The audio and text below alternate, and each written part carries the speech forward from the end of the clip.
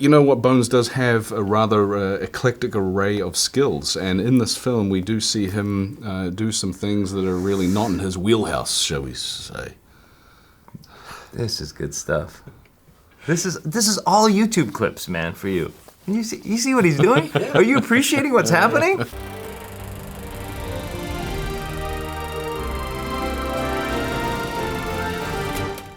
Oh, pardon me. He likes that seat. You know what? The first two films were very heavy on the Spock-Kirk bromance, and I think there was a collective decision made to split them up. Let's keep it fresh and keep it moving into new directions and new territories, and let's go beyond that relationship and see how they with each other. Well, at least I won't die alone.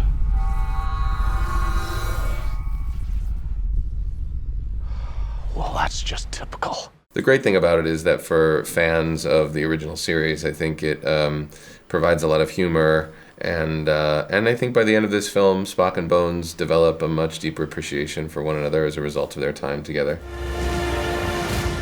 Fear of death is illogical. Fear of death is what keeps us alive.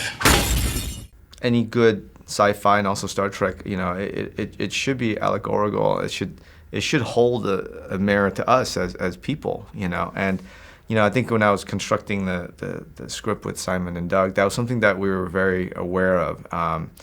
And I think we tried to plant it, you know, some things more subtle than others.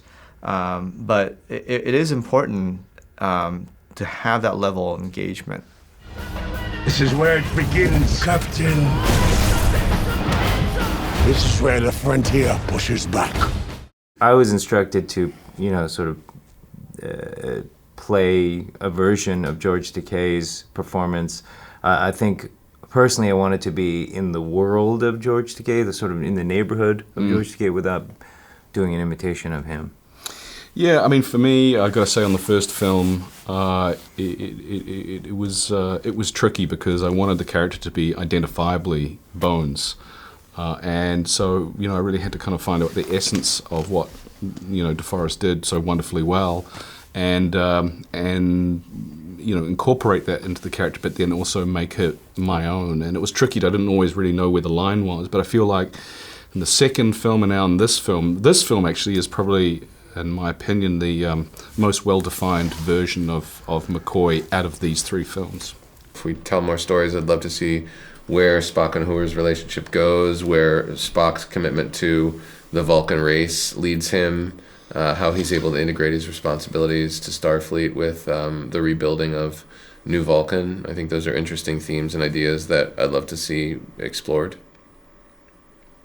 I've always been a fan of Evil Kirk, so the alternate timeline where we have the bad boy crew would be kind of fun. It isn't uncommon, you know.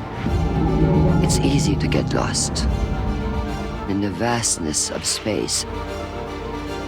There's only yourself, your ship, your crew.